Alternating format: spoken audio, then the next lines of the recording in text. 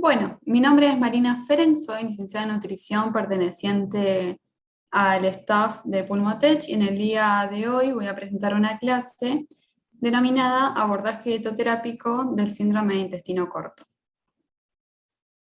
Vamos a ver distintos contenidos. En principio, un breve repaso sobre la definición de síndrome de intestino corto, qué tipos existen, de qué depende la función absortiva. Por otro lado, ¿en qué consiste el tratamiento nutricional? ¿Cuáles son los objetivos, las fases del tratamiento, las recomendaciones nutricionales según la anatomía remanente? ¿Cuáles son los nutrientes críticos a considerar? Por otro lado, vamos a hacer un repaso sobre las complicaciones más frecuentes de esta patología. Y por último, un breve resumen de las conclusiones más importantes de lo presentado. Vamos a hacer un repaso sobre la definición de síndrome de intestino corto, y para esto hay que hacer también un breve repaso sobre la anatomía intestinal. Sabemos que el intestino delgado consta de tres partes, el duodeno, el yeyuno y el ilion, y por otro lado existe el colon. Entre el ilion y el colon hay que considerar la presencia de la válvula ileocecal, que cumple un papel fundamental para evitar el paso de bacterias y de residuos desde el colon hacia el ilion. El intestino delgado puede presentar una longitud que va de entre los 3 a 8 metros. ¿Cuándo existe el síndrome de intestino corto? Cuando se produce una pérdida masiva de la longitud mayor de 70-75% o la longitud del intestino remanente es menor a 2 metros. Las causas más frecuentes suelen ser la resección quirúrgica extensa o, por ejemplo, enfermedades congénitas del intestino delgado.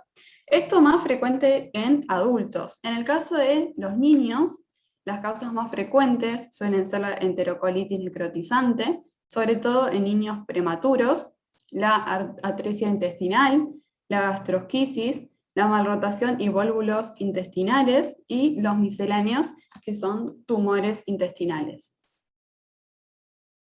Hay tres tipos de síndrome de intestino corto.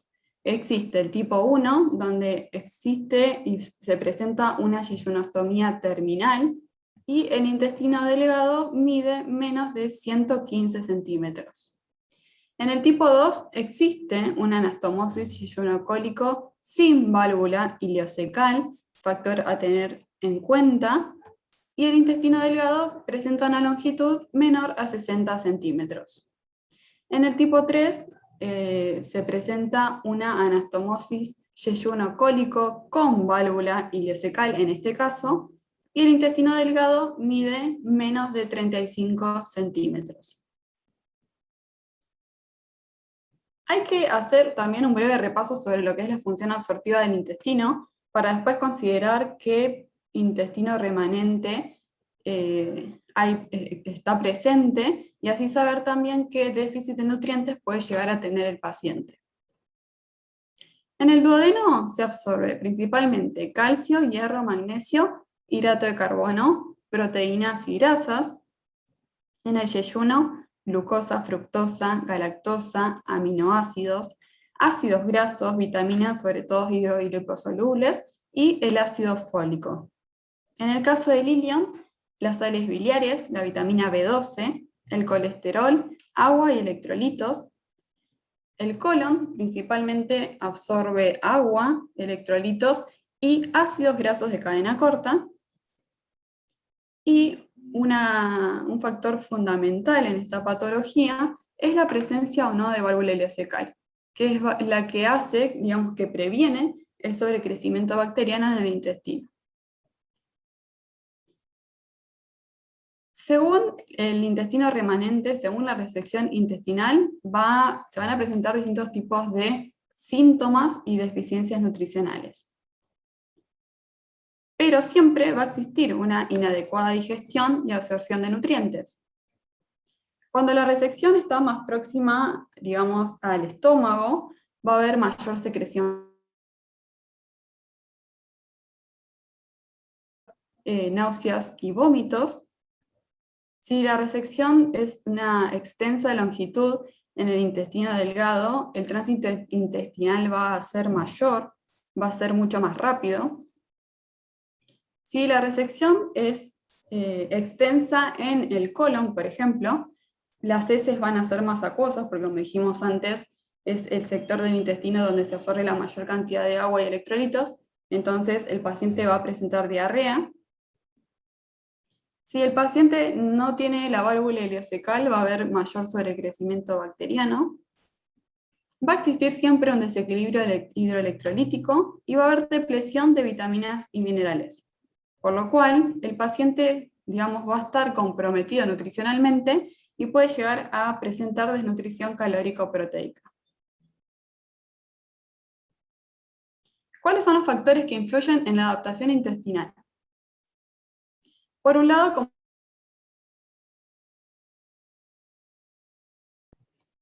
por otro lado, la longitud del intestino remanente, porque no, digamos, depende, el intestino, digamos, que fue resecado, como dijimos antes, va a ser distinta a la absorción de nutrientes y por lo tanto la deficiencia de los mismos. Por otro lado, el sitio de resección, sabemos que el ilion cumple una función mucho más adaptativa que el yeyuno, por ejemplo. Se adapta mucho más y absorbe mucho más nutrientes que si fuese resecado el yeyuno. Por otro lado, la edad, los pacientes pediátricos tienen una adaptación mucho más precoz y mejor que el paciente adulto. La presencia de nutrientes intraluminales, ¿sí? Cuanto más precoz sea la presencia de nutrientes en la luz del intestino, esto, digamos, va a estimular la hiperplasia de la mucosa intestinal y va a haber mayor producción de secreciones, por ejemplo, biliares. Y por último, factores de crecimiento, como por ejemplo la hormona de crecimiento, que la vamos a ver más adelante. En relación al tratamiento nutricional, nos vamos a plantear distintos objetivos. Por un lado, lograr o mantener un correcto estado nutricional, por supuesto, asegurando el correcto aporte de calorías y proteínas. Por otro lado, proveer una nutrición adecuada en macro y micronutrientes, lo cual es todo un desafío en esta patología, en estos pacientes, ya que tienen una capacidad de absorción disminuida y va a haber ciertas alteraciones a considerar. Por otro lado, favorecer la adaptación del intestino remanente, favorecer el enlentecimiento del tránsito intestinal. Sabemos que hay ciertas hormonas que se secretan en el intestino que se pueden llegar a perder, como por ejemplo la secretina, el GLP, que ayuda a enlentecer el vaciamiento intestinal, que digamos el paciente no la va a presentar. Y por último, mantener el balance hidroelectrolítico, ya sea evitando la deshidratación o corrigiéndola. El tratamiento nutricional y de la patología tiene 3 fases. La primera fase es la fase aguda o el postoperatorio inmediato, donde existen, sí o sí van a existir desórdenes metabólicos y pérdidas significativas intestinales. El tratamiento se centra principalmente en controlar estas pérdidas. La única modalidad de soporte nutricional en esta etapa es la nutrición parenteral total y suele durar entre 3 a 4 semanas. La segunda fase es la estabilización o adaptación intestinal. Comienza dentro de las 24 o 48 horas posteriores a la resección quirúrgica y puede extenderse por 1 o 2 años. Puede requerirse la nutrición parenteral en combinación con la nutrición enteral o la vía oral. Por supuesto que en esta etapa hay que considerar la estabilización del paciente, que los electrolitos estén en valores adecuados y que el débito por la ostomía sea menor a 2 litros por día.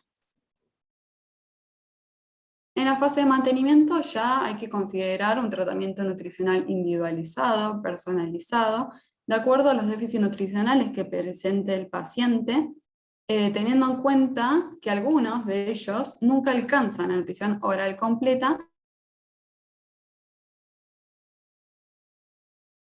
o alguna de las dos. Es importante considerar también que en la medida que el intestino residual, el intestino remanente, logre la adaptación fisiológica y anatómica y tolere adecuadamente la nutrición enteral u oral, esto va a influir en el pronóstico.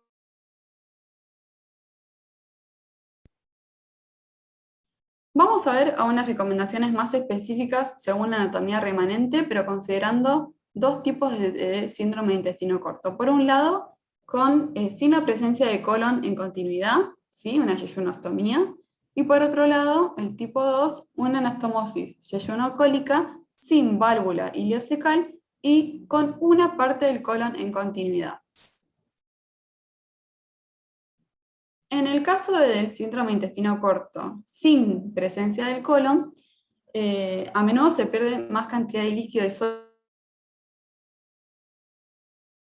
secretores netos porque tienen una capacidad intestinal gravemente deteriorada. Recordemos que en el colon se absorbe la mayor parte de agua y electrolitos. Entonces, por supuesto que estos pacientes van a perder más líquido y sodio por, digamos, no presentar esta parte del intestino. Hay que prestar mucha atención a las soluciones hipotónicas, ya sea, por ejemplo, el agua, el té, el café, el alcohol, ¿sí? Ya que aumenta la producción de sodio en las heces y empeoran el equilibrio electrolítico del paciente.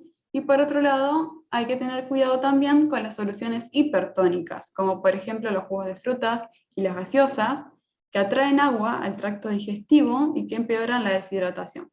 Entonces, ¿qué hay que considerar y qué hay que ofrecer a estos pacientes? Las sales de rehidratación oral, ¿sí? Y, digamos, ofrecerlo en pequeños sorbos entre los alimentos para retrasar el vaciado del estómago. Por supuesto que hay que iniciar la nutrición oral lo más pronto como el paciente lo acepte, lo tolere, por supuesto teniendo en cuenta que no exista ninguna contraindicación clínica. En relación a la recomendación de macronutrientes, los hidratos de carbono deben representar casi el 50% de las calorías, deben predominar los hidratos de carbono complejos, se deben evitar los hidratos de carbono simples, y se debe incorporar paulatinamente la fibra soluble, evitando que afectan, por lo cual deben representar entre el 15 y 20% del valor calórico total, y se debe procurar que sean de alto valor biológico. En relación a las grasas, estas deben proporcionar el 30% de las calorías y se debe asegurar la ingesta adecuada y el aporte de ácidos grasos esenciales. En el caso de el síndrome de intestino corto tipo 2, ya con presencia de colon, por lo general tienen suficiente intestino distal para permitir el equilibrio hidroelectrolítico. Estos pacientes ya son absorbentes netos, digamos al contrario de los otros que eran secretores netos, y favorece mejor la adaptación intestinal. En relación al agua y el sodio, por supuesto que existe menor riesgo de deshidratación y generar un menor volumen de heces si el colon está intacto.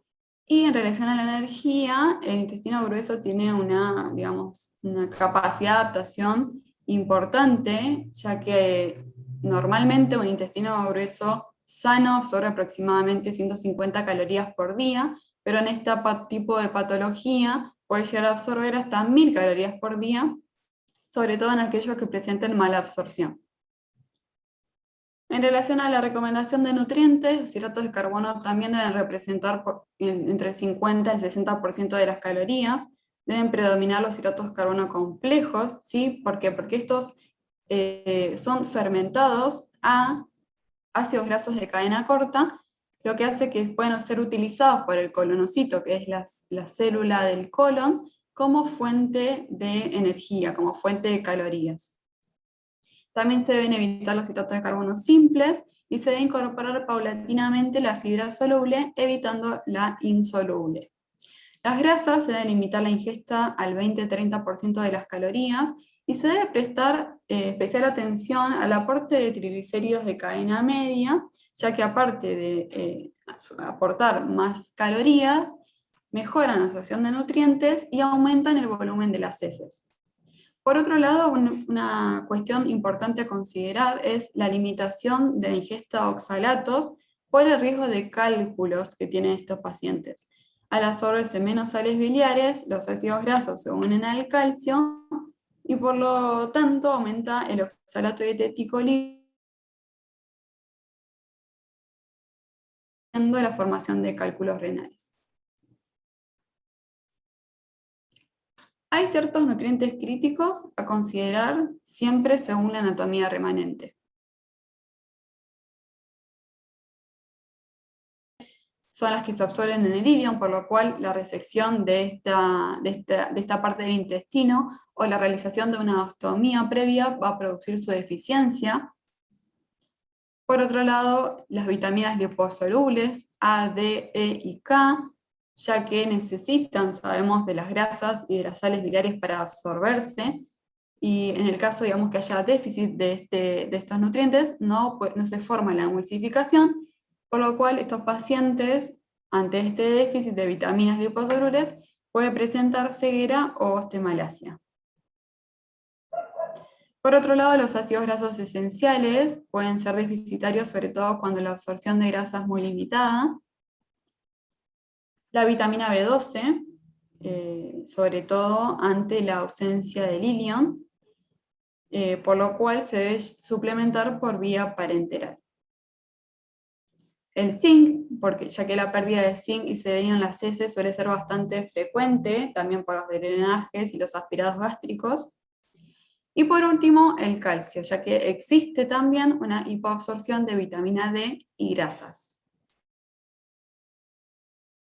En relación a las complicaciones que podemos llegar a observar, ante la ausencia de válvula ileocecal, ¿qué va a suceder? Va a haber un mayor sobrecrecimiento bacteriano, por lo cual va a haber menor absorción de vitamina B12.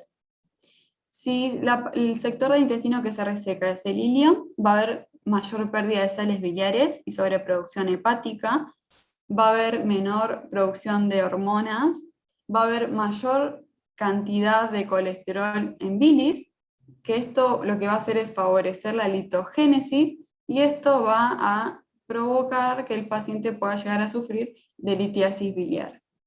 Por otro lado, también, si el sector resecado del intestino es el ilion, va a haber malabsorción de sales biliares, ya que estas precipitan con calcio, y al calcio que no queda con el oxalato va a favorecer la mayor absorción de oxalato, y como nombramos anteriormente, el paciente va a estar predispuesto a presentar litiasis renal. Ante la malabsorción de grasas y vitamina D, el paciente puede llegar a presentar osteomalacia y en consecuencia osteoporosis, y debido a la deshidratación crónica que suelen presentar estos pacientes, puede desencadenar esta situación también a una litiasis renal. Otra complicación bastante frecuente es la sepsis, que se relaciona, digamos, a la nutrición parenteral central, y en pediatría específicamente hay que prestar atención a la detención del crecimiento como un marcador importante en este tipo de patología. Hay algunas cuestiones bastante frecuentes en lo que respecta al tratamiento del síndrome de intestino corto, que es, por ejemplo, ante la presencia de sobrecrecimiento bacteriano se suele utilizar metronidazol como fármaco, digamos, de preferencia. Por otro lado, con la litiasis biliar se suele implementar la colecistectomía. En la litiasis renal por oxalato se recomienda, como dijimos antes, una dieta pobre en oxalato, citrato. Se recomienda que el calcio no supere el 1.5, una ingesta de 1.5 gramos por día, y se aconseja también que el paciente, digamos, tome bastante cantidad de líquidos diariamente. Por otro lado, osteomalacia, osteoporosis, se va a suplementar con calcio y vitamina D. Ante la malabsorción crónica de vitaminas liposolubles y B12, se van a controlar los valores séricos de estas vitaminas y se van a suplementar por vía oral o intramuscular si fuese necesario. Tengamos en cuenta que si el paciente, por ejemplo, tiene resecado el ilion y nosotros dosamos vitamina B12 y le da deficitaria, tener en cuenta que aunque suplementemos por la vía oral, el paciente no va a tener la capacidad de absorber esa vitamina, por lo cual no hay otra opción que administrarla por otra vía, como puede ser la vía parenteral o intramuscular. Por otro lado, la acidosis láctica se suele utilizar, digamos, o recomendar en esta situación, restringir la ingesta de azúcares simples en la dieta, y se suelen recomendar suplementos de vitamina B1. La hormona de crecimiento, que la nombramos anteriormente, que se utiliza también ya en el tratamiento de síndrome de intestino corto, ya sea en adultos como en pacientes pediátricos, ya que mejora la absorción de los electrolitos en el intestino. Por otro lado, algo que también se suele encontrar mucho en la bibliografía es la recomendación de ingesta de prebióticos, probióticos y simbióticos, con un grado de evidencia bajo, sobre todo, así lo nombra la guía CESPEN, que son las últimas de patología intestinal, y se hace referencia al probiótico, por ejemplo, Bifidobacterium breve o Lactobacillus casei, que, bueno, el Lactobacillus casei lo encontramos en el mercado acá argentino, por ejemplo, en el Actimel, y los galactoligosacáridos. ¿Por qué? Porque aumentan los niveles de ácidos grasos de cadena corta liberados por el colon, y esto que va a hacer es favorecer la proliferación celular del epitelio intestinal. Por otro lado, el factor de crecimiento similar a la insulina se suele utilizar para promover la proliferación del enterocito, se utiliza bastante en pacientes pediátricos.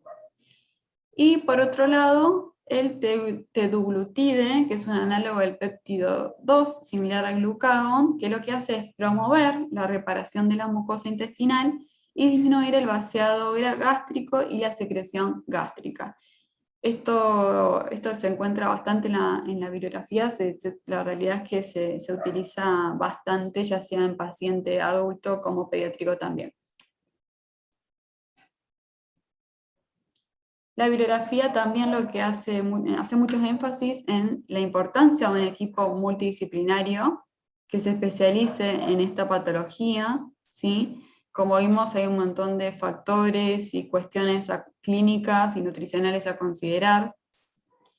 Este artículo hacía hincapié principalmente en la presencia, por ejemplo, de enfermeras, de médicos especialistas. Si el paciente, por ejemplo, es candidato a trasplante, digamos, que tenga un seguimiento de un equipo de cirugía especializado en trasplante intestinal, el monitoreo en el domicilio, el dosaje de valores de vitaminas permanente, digamos, la implementación de análisis de laboratorios, digamos, también bastante regulares, y ante la presencia de complicaciones, contar con la atención de distintos especialistas como pueden ser infectólogos, endocrinólogos, cardiólogos, nefrólogos, traumatólogos, ¿sí? La realidad es que gastroenterólogos, este tipo de patología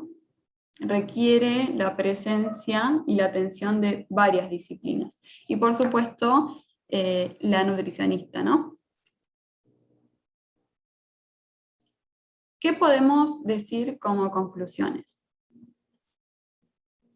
Que el síndrome de intestino corto es una patología que afecta el funcionamiento normal del intestino, que compromete seriamente el estado nutricional del individuo, ¿sí? Como nombramos antes, ante la resección intestinal, el paciente va a absorber menor cantidad de nutrientes, va a estar más predispuesto a la deshidratación, ¿sí? Los nutrientes críticos hay que considerarlos, como vimos antes, según la anatomía que está afectada del intestino, y deben ser considerados en el abordaje individual. Las complicaciones ligadas a la mala absorción de nutrientes tienen un impacto económico y en la calidad de vida de estos pacientes. El pronóstico estará en función al manejo oportuno, así como a la longitud de la resección intestinal y a la presencia o no de válvula ileocecal. por último, la importancia de la conformación de un equipo multidisciplinario es necesario para el tratamiento del paciente.